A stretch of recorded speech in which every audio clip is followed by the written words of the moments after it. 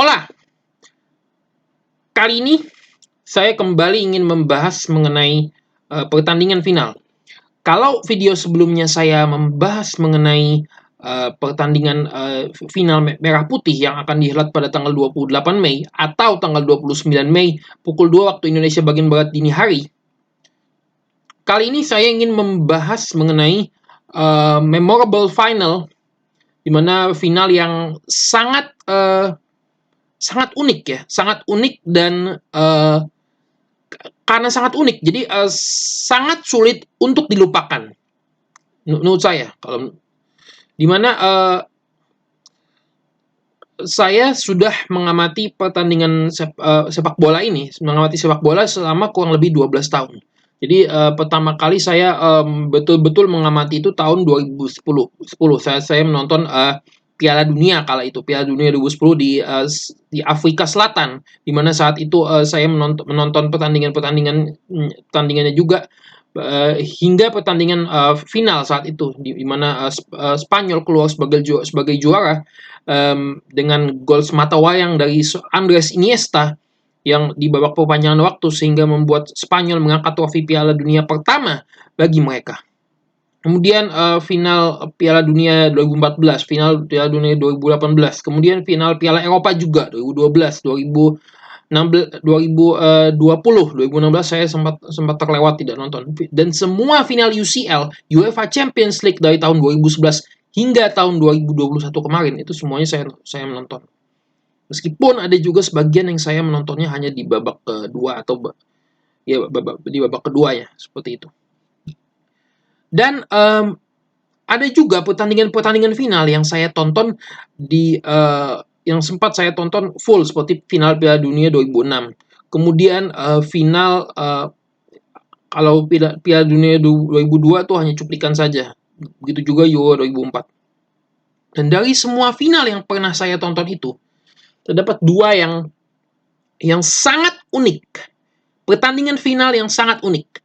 Yang pertama yaitu final Piala Dunia 2006, di mana yang mempertemukan Italia melawan Prancis kala itu, di mana di Piala Dunianya dihelat di Jerman dan di finalnya diselenggarakan di Olympia Stadium di Berlin kala itu. Dan dipimpin oleh wasit Horacio Elizondo kala itu, wasit asal Argentina.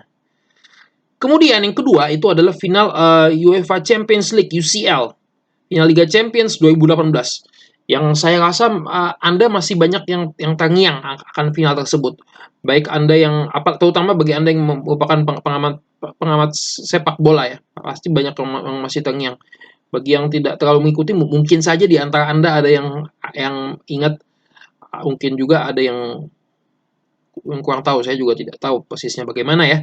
Kemudian di mana di final UCL 2018 itu mempertemukan Liverpool melawan Real Madrid, di mana Real Madrid berhasil mengalahkan Liverpool dengan skor 3-1 yang membuat Real Madrid keluar sebagai juara UEFA Champions League untuk yang ke-13 kalinya, di mana itu merupakan untuk gelar juara terakhir mereka.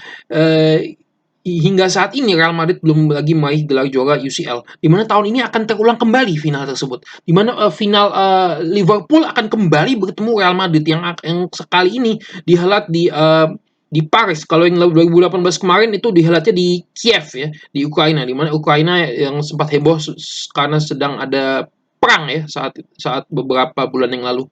Dan untuk final Piala Dunia 2006 itu dimenangkan oleh Italia dengan melalui babak adu penalti dengan skor 5-3 kala itu. Ya. Jadi apa yang unik dari kedua final itu? Kita bahas satu persatu. Jadi yang pertama yang menurut saya sangat unik itu adalah final Piala Dunia 2006. Di mana final Piala Dunia 2006 ini itu mempertemukan Italia melawan Prancis. Italia yang kala itu dilanda kasus Calciopoli, di mana Juventus terlibat saat itu, sehingga Juventus dicopot gelar Serie A-nya. Jadi 2 gelar Serie A Juventus dicopot. 2005 dianggap tidak ada juara. Apa itu Calciopoli? Calciopoli adalah pengaturan skor di Serie A di Liga Utama Italia sehingga membuat Juventus bisa lebih mudah menjadi juara saat itu. 2 kali. 2005 gelarnya dicabut tuh Juventus. Dicabut dan tidak diberikan pada siapa-siapa. 2006 Juventus gelarnya juga dicabut. Tapi diberikan kepada Internazionale Milano kala itu. Walhasil Juventus diberikan sanksi, diturunkan kastanya yang tadinya di Serie A, diturunkan ke Serie B.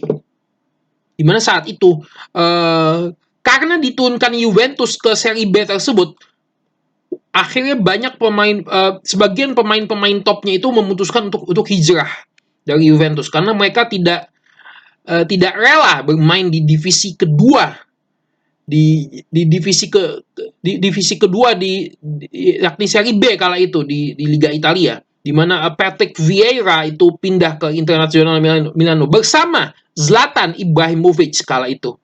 Kemudian ada juga beberapa pemain lainnya.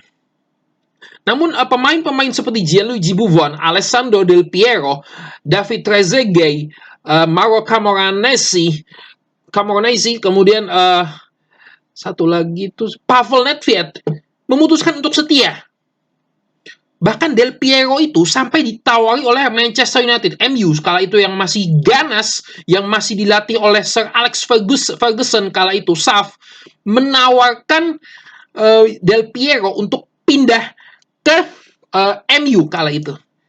Namun Del Piero yang kebetulan merupakan seorang kapten di Juventus kala itu, dia berkata kepada Alex Ferguson, dia berkata bahwa saya memahami bahwa Anda menginginkan saya. Namun tidak mungkin bagi saya untuk meninggalkan Juventus ini di kala tim itu sedang sakit. Tidak mungkin seorang pria meninggalkan kekasihnya di saat kekasihnya sedang terpuruk. Luar biasa sekali kesetiaan seorang Alessandro Del Piero yang hingga saat ini menjadi legenda Juventus, bahkan dianggap sebagai salah satu legenda hidup. Dan kemudian pada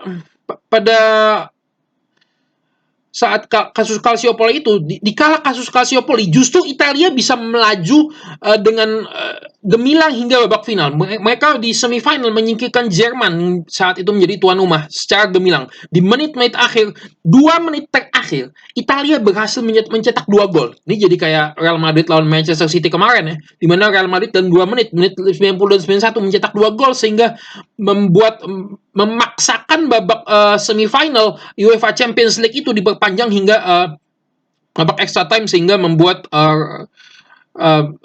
Real Madrid menjadi lolos sehingga menjadi lolos ke babak final setelah dituntaskan oleh kapten mereka Karim Benzema kala itu. Dan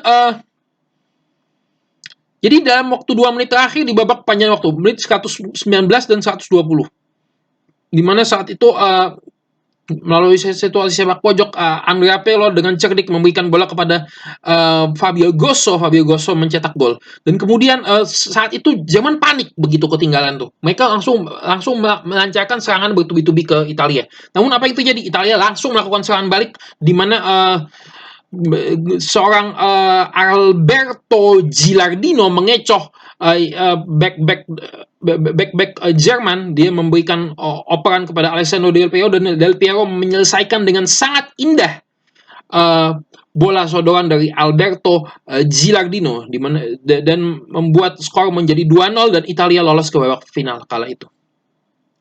Di mana Italia saat itu dengan starting line-up-nya di posisi penjaga gawang Gianluigi Buffon yang saat itu sedang on fire-nya dengan 4 back. Jadi mereka formasinya 4-4-2 ya, 4 back sejajar. Dimulai dari back kiri saat itu kala itu adalah Fabio Grosso, kemudian back tengahnya adalah Marco Materazzi dan Fabio Cannavaro, dan di back kanannya adalah Gianluca Zambrotta, dan 4 gelandang sejajar. Dari mulai kiri adalah Simone Perrotta, dan di sini ada Andrea Pirlo, kemudian Gennaro Gattuso dan juga Mauro Camoranesi, dan 2 di depan Luca Toni, Francesco Totti. Kemudian Prancis ini sebenarnya agak kurang difavoritkan. Namun mereka berhasil melaju uh, dari babak 16 besar, mereka berhasil melaju jauh hingga babak final. Dan di babak grup saja mereka posisinya runner up. Dan di 16 besar mereka agak diremehkan tuh. Mereka kan lawannya Spanyol, di mana kala itu Spanyol memiliki pemain-pemain muda yang sudah mulai menjanjikan. Ada Fernando, ada David Villa, kemudian ada pemain senior yang membela Real Madrid, Raul Gonzalez, kemudian penjaga gawang yang juga kala itu sedang cukup moncer juga, sedang moncer yang sudah menjanjikan juga lah istilahnya. Iker Casillas, kemudian pemain, kemudian ada Fernando Torres, ada pemain muda menjanjikan lainnya, ada Cesc Fabregas yang bersinar bersama Arsenal, ada Xabi Alonso di Liverpool, kemudian ada Carles Puyol, back tengah Barcelona kala itu, ada Sergio Ramos yang merupakan pemain yang masih muda kala itu. Itu Spanyol sempat lebih difavoritkan untuk lolos di babak 16 besar. Namun kenyataannya pada Prancis justru yang berhasil lolos dengan mengalahkan Spanyol dengan skor 3-1. Awalnya Prancis tertinggal dulu melalui gol penalti David Villa. Kemudian dibalas melalui gol Franck Ribéry melewati Iker Casillas kala itu, di mana Franck Ribéry juga menjadi pemain yang bersinar kala itu, sehingga tahun 2007 dibeli oleh Bayern Munchen dari Olympique Marseille ya. Olympique Marseille. Kemudian gol keduanya itu dicetak oleh Patrick Vieira dan ditutup oleh Zinedine Zidane, di mana Zinedine Zidane menampilkan performa yang luar biasa di akhir karirnya. Karena pada saat itu Zinedine Zidane akan memutuskan akan pensiun setelah perhelatan Piala Dunia tahun 2006 kala itu. Sehingga Zidane habis-habisan di Piala Dunia 2006 itu. Dan Zidane kala itu baru mulai dimainkan oleh pelatih di babak sistem gugur. Lolos akhirnya menang lawan Spanyol. Dan di perempat final melawan Brazil, di mana Brazil saat itu diisi pemain-pemain yang sangat top kala itu ya. Ada Ronaldo Nazario, ada Ronaldinho yang kemarin baru meraih Ballon d'Or, yang memiliki skill yang sangat luar biasa. Kemudian ada pemain muda menjanjikan, Robinho. Kemudian ada Ricardo Kakak, ada dan pemain-pemain lainnya yang sudah sempat mencicipi juara dunia, seperti kapten mereka Cafu, kemudian ada Zé Roberto Bayern Munchen, ada Adriano striker Internazionale Milano yang memiliki shoot power yang sangat kuat. Kalau di game-game bola tuh di PES, kalau Anda cek coba itu shoot powernya Adriano itu berapa? 99. Jadi Brazil ini sangat menjanjikan dan lebih difavoritkan untuk lolos, lebih difavoritkan daripada Spanyol bisa dibilang. Namun yang terjadi, justru Prancis kembali berhasil lolos dengan kemenangan 1-0, assist dari Zinedine Zidane kepada Thierry Henry sehingga membuat Prancis lolos. Dan Zidane kembali menunjukkan magisnya, seolah-olah mengajari pemain Brazil bagaimana caranya bermain bola yang baik dan benar. Kemudian di semifinal Prancis bertemu dengan Portugal dan menang dengan skor 1-0 melalui penalti Zinedine Zidane kala itu. Portugal yang kala itu ada Luis Figo dan Cristiano Ronaldo yang masih muda. Kemudian ada pemain seperti Nuno Gomes, kemudian ada Ricardo Carvalho juga kala itu. Berhasil dikalahkan oleh Prancis dengan skor 1-0 penalti Zinedine Zidane. Akhirnya Prancis melaju ke final dengan starting 11-nya Fabien Barthez sebagai penjaga gawang utama mereka yang membawa Prancis juara dunia tahun 1998. Kemudian di back kiri mereka ada Eric Abidal, dua back tengah William Gallas dan Lilian Thuram, dan back kanannya adalah Willy Sagnol. Kemudian di sebelah kiri mereka memakai formasi 4-2-3-1, 4 back sejajar, 2 gelandang bertahan. 2 gelandang bertahan itu adalah Patrick Vieira dan Claude Makélélé. Dan ada satu gelandang serang di belakang striker utama Thierry Henry, yaitu Zinedine Zidane, dan diapit oleh dua sayap Florent Malouda dan Franck Ribéry kala itu. 4-2-3-1. Di mana pertandingan pada awalnya mulai berjalan cukup sengit, hingga akhirnya Floran Meluda dilanggar oleh Marco Materazzi kala itu. Marco Materazzi melanggar Floran Meluda sehingga akhirnya di dalam kotak penalti, sehingga akhirnya Zinedine Zidane mendapatkan jatah penalti untuk mencetak gol, mendapatkan kesempatan lebih besar untuk mencetak gol. Dan Zidane berhasil menaklukkan Gianluigi Buffon melalui penalti Panenka. Jadi penalti Panenka ini merupakan penalti yang skill yang sangat sulit untuk dilakukan. Jarang sekali pemain bisa melakukan skill semacam itu. Namun Zidane dengan tenang berhasil mengecoh Gianluigi Buffon yang sepanjang turnamen sebelumnya hanya kebobolan 1 gol. Itu pun melalui gol bunuh diri pemain Italia. Jadi Anda bisa bayangkan, Italia nih pertahanannya itu sangat-sangat kokoh saat itu. Mungkin sekokoh Colosseum kali ya, Colosseum bisa dibilang. Sekokoh orang-orang Romawi pada masa itu. Saat sedang jaya-jayanya. Dibobol dengan di menit ke-8 kala itu. Ke-8 apa ke-7 ya? Menit ke-8 ya saat itu. Kemudian karena sudah dibawa duluan, Italia yang cenderung biasa bermain lebih defensif, otomatis mereka harus mulai berani keluar menyerang. Pada saat mereka berani keluar menyerang, mereka akhirnya berhasil memanfaatkan situasi sepak pojok melalui corner kick. Kala itu Andrea Pirlo dengan umpannya yang sangat luar biasa, membelah lautan, seperti membelah lautan ya umpannya itu, yang sangat luar biasa sehingga membuat Marco Materazzi berhasil menanduk bola dan membuat skor menjadi 1-1 itu di menit ke-19. 11 menit berselang kalau tidak salah. Dan akhirnya pertandingan pun menjadi game on lah istilahnya gitu. Dan sempat juga saat itu Italia mendapatkan beberapa corner yang membahayakan Prancis kala itu. Ada yang sundulan Materazzi yang berhasil diblok oleh Lilian Thuram. Ada sundulan Luca Toni yang menabrak Mister Gawang, yang sempat membahayakan gawang Prancis itu di babak pertama. Kemudian by the way, Materazzi berhasil membayar kesalahannya akibat melanggar Floran Meluda, sehingga dia membayar kesalahannya dengan mencetak gol sehingga skornya menjadi 1-1. Di babak kedua, praktis yang lebih banyak menguasai menguasai pertandingan adalah Prancis. Jadi Prancis itu betul-betul menyerang Italia bertubi-tubi, dari mulai Thierry Henry, Franck Ribéry, kemudian Floran Meluda, itu dari babak kedua sampai babak extra time, karena skor tidak berubah, tetap 1-1. Jadi praktis Prancis itu sangat mendominasi kala itu. Mendominasi, bahkan ada Italia tuh beberapa kali melakukan pelanggaran di kotak penalti. Namun saat itu beruntungnya wasit tidak begitu menggubris, karena kalau digubris itu Prancis dapat penalti lagi tuh. Bisa aja Prancis yang menang tuh kala itu. Dan tensinya pun tensi pertandingan pun semakin naik dan tambah tinggi. Dan di babak extra time babak kedua, itu di 15 extra time yang kedua. Jadi extra time pertama itu kan 15 menit ya. 15 menit kedua saat itu Prancis kembali menggempur Italia kala itu. Namun ya karena digempur terus-terusan, disitulah terjadi suatu kejadian yang sampai sekarang masih banyak orang ingat. Di mana saat itu Marco Materazzi pada saat Prancis sedang menyerang mengganggu Zidane, mendekap Zidane dari belakang, dipegang bajunya. Dipegang bajunya, mengganggu Zinedine Zidane saat kala itu. Dan pada saat diganggu itu pun Zidane pun berujar, kalau Anda yang menginginkan kaos saya, nanti saja setelah pertandingan.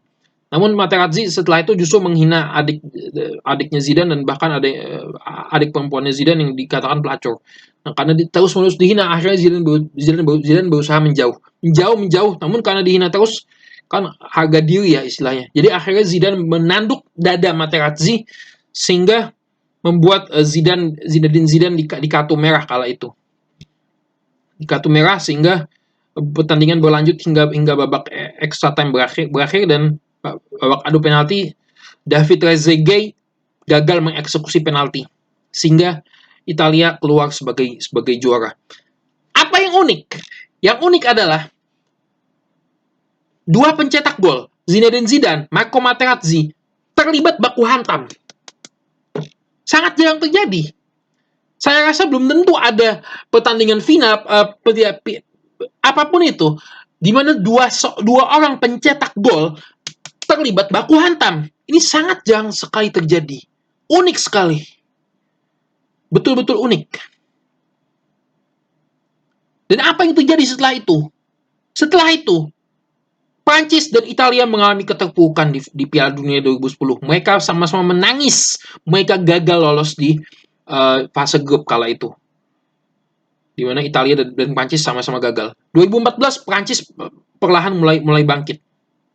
Mereka lolos hingga babak perempat final dan hanya dikandaskan oleh Jerman dengan skor 1-0. Itu pun melalui bola mati dengan set piece dari Toni Kroos yang dieksekusi dengan baik oleh Mats Hummels kala itu. Mats Hummels, sehingga Prancis pun tersingkir. Itu pun saat itu Jerman yang menjadi juara ujung-ujungnya. Hanya kalah 1-0.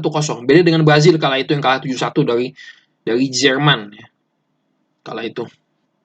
Dan Italia di tahun 2014 mereka gagal di grup neraka, di mana saat itu mereka kalah melawan mereka di tiga laga pertama di fase grup itu mereka menang lawan Inggris 1-0 kala itu. Gol dari Claudio Marchisio dan Mario Balotelli dibalas oleh Daniel Sturridge dari Inggris. Dan di pertandingan kedua dan ketiga mereka kalah. Di kedua mereka kalah dengan sangat mengejutkan dari Costa Rica. Costa Rica yang tidak diperhitungkan, Italia justru kalah. Kemudian Italia kembali menelan kekalahan pada saat laga melawan Uruguay, di mana saat itu Luis Suarez menggigit bahu dari Giorgio Chiellini sehingga Luis Suarez di-banned tidak bisa bermain dalam jangka waktu tertentu, dalam waktu beberapa bulan kalau tidak salah. Jadi Suarez itu dia tidak boleh bermain dari bulan Juli, Agustus, September, Oktober. Bulan Oktober baru dia bisa main. 4 bulan di-banned, kurang lebih segitulah. Sampai-sampai pada saat ditransfer ke Barcelona ada klausul khusus bahwa Suarez tidak boleh lagi melakukan ulah semacam itu, karena Luis Suarez ini sudah 3 kali menggigit lawannya, menggigit Otmar Balkan di Ajax saat masih membela Ajax, menggigit lengannya Branislav Ivanovic. Otmar Balkan itu di bahunya, Branislav Ivanovic, dan menggigit Giorgio Chiellini di bahunya. Kalau Branislav Ivanovic itu di lengannya kala itu. Ya. Dan Italia kalah di dua laga sisa. Yang paling menyejukkan itu kalah melawan Costa Rica. Padahal Italia tuh punya tradisi bisa lolos di grup neraka. Dan pada Piala Dunia selanjutnya 2018, Prancis semakin dikaruniai dengan banyaknya pemain-pemain yang hebat sekali. Pemain-pemain yang hebat di klubnya, sehingga akhirnya Prancis dengan mudah melenggang menjuarai Piala Dunia 2018 mengalahkan Kroasia dengan skor 4-2 kala itu. Sedangkan Italia semakin menderita. Italia gagal lolos di Piala Dunia tahun 2018. Kemudian di tahun 2022 ini Italia kembali absen lagi setelah kalah melawan Makedonia Utara, negara yang juga sangat tidak diperhitungkan, namun kalah melawan Italia. Bisa mengalahkan Italia, itu Makedonia Utara. Dan Prancis, mereka lolos ke Piala Dunia dan masih dianggap sebagai salah satu favorit ya. Meskipun Prancis juga harus hati-hati juga, karena biasanya kalau juara bertahan itu di Piala Dunia selanjutnya mereka nggak lolos di fase grup. Bagaimana dengan performa mereka di Euro? Di Euro, Prancis 2008 sempat hancur performanya, segrup dengan Italia kebetulan, di mana Italia berhasil mengalahkan Prancis di fase grup kala itu. Italia hanya sampai di babak perempat final, kalah adu penalti melawan Spanyol kala itu. Kemudian di Euro 2012 mereka berhasil melaju hingga babak final. Namun secara tragis mereka dikalahkan oleh Spanyol dengan skor 4-0. Di sisi lain memang Spanyol sedang bagus-bagusnya kala itu dengan Andres Iniesta, Xavi Hernandez, Cesc Fabregas, David Silva, Xabi Alonso, Sergio Busquets gelandangnya, mereka bermain tanpa striker kala itu. Terutama Iniesta yang sangat menonjol kala itu. Namun di sisi lain Italia ini kan punya tradisi catenaccio, pertahanan Grendel yang sulit untuk dibongkar. Tapi bisa dibongkar dengan kalah dengan skor 4-0 dengan penjaga gawang Gianluigi Buffon, back Giorgio Chiellini dan Leonardo Bonucci. Ini sangat menyedihkan tentunya ya, bisa dibilang. Kemudian di Euro 2016, mereka tersingkir oleh Jerman. Mereka kalah melawan Jerman melalui babak adu penalti. Di mana sebelumnya Italia tidak pernah kalah melawan Jerman. Tidak pernah kalah melawan Jerman sama sekali di babak di pertandingan resmi di turnamen. Italia itu tidak pernah kalah melawan Jerman. Dan di Euro 2020 mereka berhasil menjadi juara. Meskipun ada dua kali di semifinal dan final, mereka lolos dan juara melalui adu penalti. Jadi mereka juara Euro, tapi mereka nggak bisa lolos Piala Dunia tahun 2022. Ini sangat mengejutkan sekali. Pertanyaan terbesar adalah, apakah Italia itu kualat? Kualat apa? Kualat karena Materazzi memprovokasi seorang Zinedine Zidane sehingga Zidane terpancing emosinya dan sehingga dikeluarkan dan membuat Italia menjadi juara melalui babak adu penalti. Apakah seperti itu? Ini sangat menarik sekali tentunya. Inilah yang membuat final Piala Dunia 2006 itu menjadi sangat unik. Dan bagaimana karir mereka, Zinedine Zidane dan Marco Materazzi? Zinedine Zidane mereka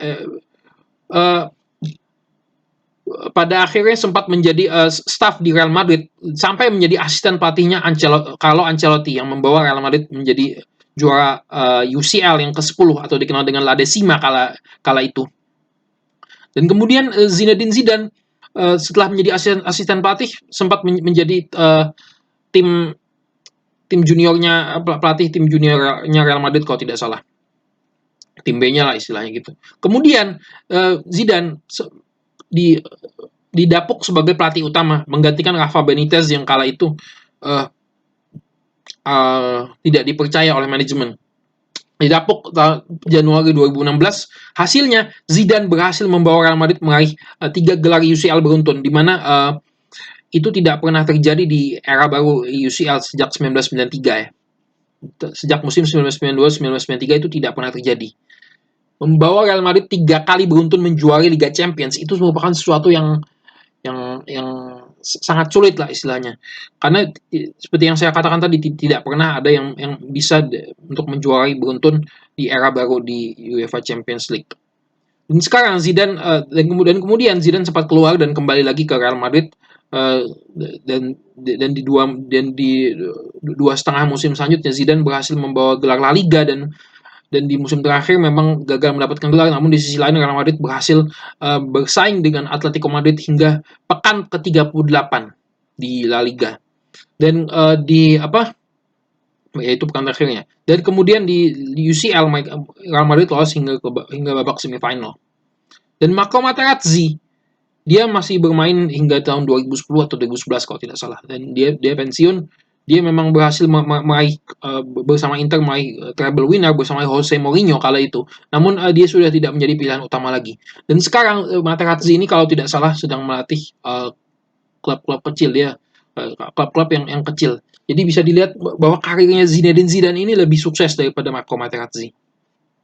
Kemudian final UEFA Champions League tahun 2018, UCL 2018, di mana kala itu mempertemukan Liverpool melawan Real Madrid. Unik sekali pertandingan ini juga, di mana saat itu terdapat di babak di kala itu ada beberapa fakta menarik. Selain dua itu, di mana ada sebelum saya jelaskan faktanya, saya akan membahas pertandingannya. Di mana final UCL 2018 kala itu mempertemukan Liverpool melawan Real Madrid di Kiev, di Ukraina kala itu, di mana saat itu Real Madrid untuk ketiga kalinya secara beruntun mereka melaju ke final ya. Saat itu 2016-2017 mereka melaju ke final dan menjadi juara. Dan Liverpool mereka dengan Jurgen Klopp-nya, di mana Jurgen Klopp saat itu merupakan musim ketiganya di Liverpool, kala itu berhasil membawa Liverpool melaju hingga babak final, di mana sebelumnya Jurgen Klopp menyingkirkan Manchester City di babak perempat final, padahal City lebih difavoritkan, namun bisa disingkirkan kala itu. Dan di saat final Liverpool saat itu dengan Muhammad Salahnya yang sedang gacor-gacornya, sedang sangat on fire kala itu. On fire sekali Muhammad Salah kala itu. Dan Real Madrid tentunya dengan masih ada Cristiano Ronaldo yang menjadi andalan dengan pemain-pemain utama mereka dengan Sergio Ramos, Rafael Varane, Casemiro, Luka Modric, Toni Kroos, Karim Benzema, kemudian penjaga gawang Keylor Navas yang saat ini bermain dengan PSG. Pada awalnya Liverpool memang sedikit lebih memang mulai inisiatif melakukan serangan, dan juga Real Madrid dengan serangan-serangan baliknya kala itu dengan Cristiano Ronaldo dengan peluangnya dan Muhammad Salah dengan peluang-peluangnya, dan ada juga peluang dari Trent Alexander-Arnold yang kala itu masih berusia 18 tahun, berusia 18 tahun kala itu. 19 tahun, 18 atau 19 lah kala itu. Dimana saat itu di babak pertama dimana Liverpool bisa dengan Muhammad Salahnya berhasil melakukan serangan-serangan yang cukup mengancam Real Madrid kala itu, di mana Real Madrid lebih bermain serangan balik kala itu. Dan pada babak pertama kala itu terjadi perebutan bola yang sengit antara Sergio Ramos melawan Muhammad Salah, di mana pada saat itu kalau Anda cek video ulang kejadian pada saat itu Sergio Ramos dan Salah sama-sama sedang berusaha merebut bola. Pada saat berusaha merebut bola itu, Muhammad Salah memasukkan lengannya ke lengan Sergio Ramos lengannya Ramos nih. Jadi dimasukkan lengannya Muhammad Salah pada mungkin karena sedang bernafsu merebut bola ya saat itu, masukkan. Nah, pada saat dimasukkan ke lengannya si Ramos itu, dimanfaatkanlah bisa jadi itu dimanfaatkan oleh Sergio Ramos untuk untuk melanggar Muhammad Salah, sehingga akhirnya Muhammad Salah cedera. Akhirnya seperti kalau kata orang tuh seperti di Smackdown lah istilahnya ya, sehingga cedera si Salah kala itu, di bahunya kirinya itu terbanting sehingga membuat Salah cedera. Dia berusaha meneruskan pertandingan namun tidak bisa, sehingga akhirnya digantikan oleh Adam Lallana. Di sisi lain banyak saat itu Sergio Ramos tidak di kartu, dan sebagian orang ada juga yang protes kala itu. Bisa jadi memang Sergio Ramos memang sengaja melakukan hal tersebut. Namun di sisi lain mungkin juga wasit juga bingung untuk menilai kejadian tersebut, karena pada saat sebelum kejadian itu Salah memasukkan lengannya duluan ke lengannya Sergio Ramos sebelum akhirnya terjadi benturan pada saat perebutan bola yang sengit itu, dan sehingga tidak ada kartu pada saat itu. Kemudian pertandingan kembali berlanjut hingga babak pertama itu selesai. Kemudian di babak kedua, Real Madrid sempat mengancam Liverpool kala itu dengan peluang dari Isco yang menabrak mistar gawang. Selanjutnya terjadilah kejadian yang sangat menghebohkan ini, di mana kala itu Loris Karius mengoper bola yang mengenai kaki Benzema. Di sisi lain, selain itu memang kesalahan Karius, Benzema juga cerdik. Dia memotong bola lemparan Loris Karius sehingga akhirnya bola meluncur ke dalam gawang. Dan ini menjadi blunder yang sangat fatal di final, yang bisa jadi masih banyak orang yang teringat, dan akhirnya hingga saat ini Loris Karius mengalami penurunan karir. Dan kalau ada kiper penjaga gawang yang melakukan blunder selalu diidentikan dengan Karius ini, mengkariuskan diri. Ini sangat menyedihkan tentunya. Jadi sejak momen itu Karius karirnya langsung drop. Dan kemudian disamakan oleh Sadio Mane melalui assist dari Virgil van Dijk di kala corner. Jadi sundulan Van Dijk disodorkan oleh Sadio Mane sehingga skor menjadi 1-1. Dan kemudian terjadi pergantian pemain. Isco diganti oleh Gareth Bale. Gareth Bale masuk sebagai pemain pengganti. Apa yang terjadi? Gareth Bale berhasil membuat perbedaan. Dengan saltonya yang luar biasa itu, dia berhasil mencetak gol gawang Liverpool.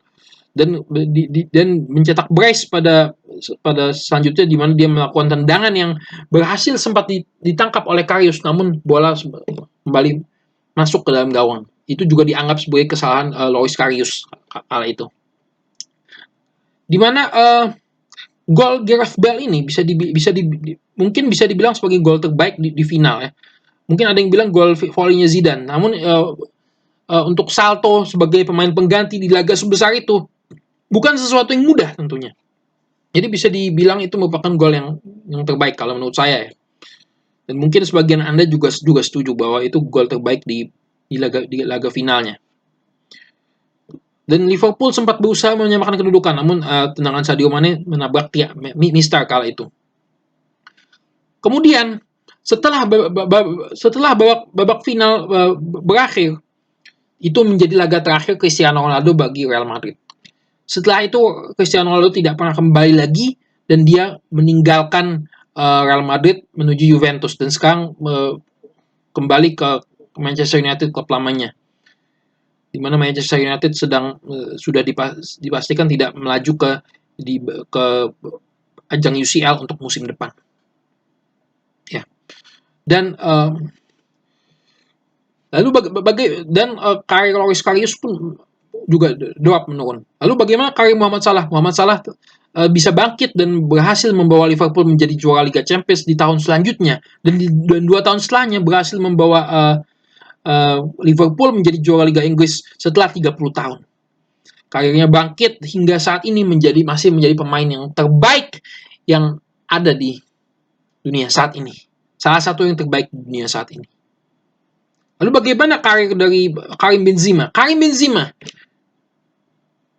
karirnya semakin meningkat, apalagi semenjak ditinggal oleh Cristiano Ronaldo. Benzema menjadi mentor bagi Vinicius Junior dan pemain-pemain muda lainnya, dan sekarang Benzema menjadi pemain yang paling kuat untuk meraih gelar Ballon d'Or untuk tahun ini. Apalagi format Ballon d'Or itu dinilai di musim ini saja, musim 2021-2022. Lalu bagaimana karir dari Sergio Ramos? Sergio Ramos semenjak kejadian itu mengalami penurunan. Di Piala Dunia tahun 2018, secara mengejutkan Spanyol tersingkir melawan Rusia melalui babak adu penalti. Di sisi lain memang Rusia menjadi tuan rumah Piala Dunia. Namun di sisi lain Spanyol ini memiliki pemain yang top kala itu. Andres Iniesta, Sergio Ramos, Isco, kemudian ada Alvaro Morata juga kala itu. Ada David De Gea, Gerard Piqué, Jordi Alba. Banyak juga pemain-pemain top Spanyol kala itu. Namun Spanyol tersingkir secara dramatis melalui babak adu penalti. Dan itu sempat membuat Ramos menangis kala itu. Dan kemudian yang terjadi selanjutnya apa? Di Real Madrid, di 3 musim selanjutnya, di mana Sergio Ramos kala itu masih menjadi kapten, Ramos gagal membawa Real Madrid berbicara banyak kembali di UEFA Champions League.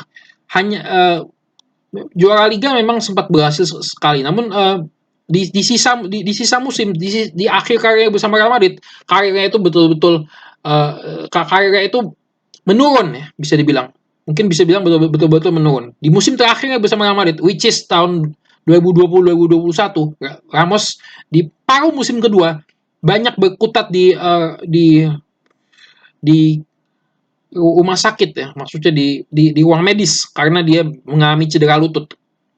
Dan kemudian di pertandingan terakhirnya bersama Real Madrid, which is itu saat itu melawan Chelsea, Sergio Ramos menjadi salah satu titik terlemah Real Madrid, sehingga Real Madrid dikandaskan Chelsea dengan skor 2-0, sehingga Real Madrid gagal melaju ke final UEFA Champions League tahun musim 2020-2021 kala itu, di mana Chelsea yang menjadi juaranya kala itu. Dan Ramos juga tidak dipanggil oleh timnas Spanyol kala itu. Padahal sedikitnya bermain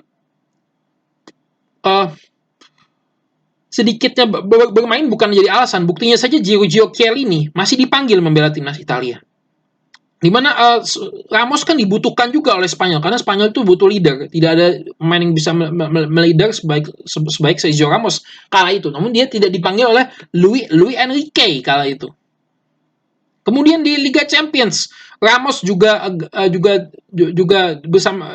gagal membawa Real Madrid untuk memimpin Real Madrid untuk berbicara banyak di 16 besar, tersingkir oleh Ajax Amsterdam kala itu dengan pemain-pemain mudanya.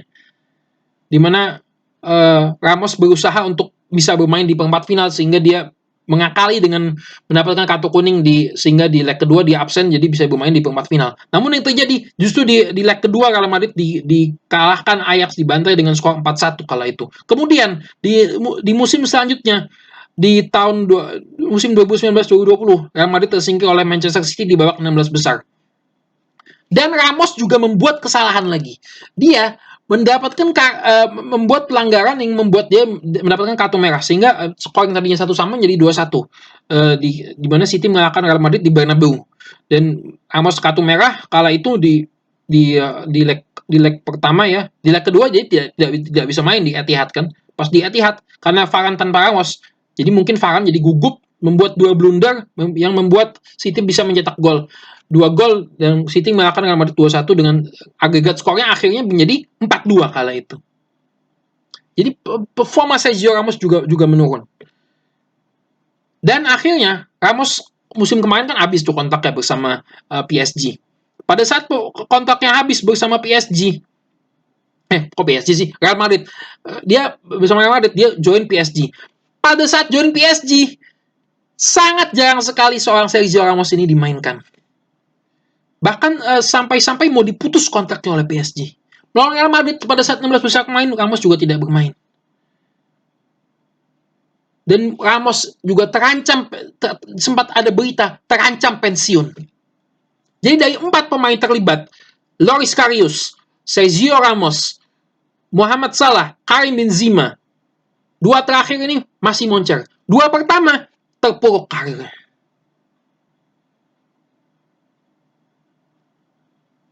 Kurang lebih seperti itulah fakta yang sangat unik dari final Piala Dunia 2006 dan final Piala Dunia 2018. Bagaimana pendapat Anda? Tuliskan komentar Anda di bawah ini. Final apa yang paling unik? Final sepak bola yang paling unik menurut Anda? Oke? Ciao!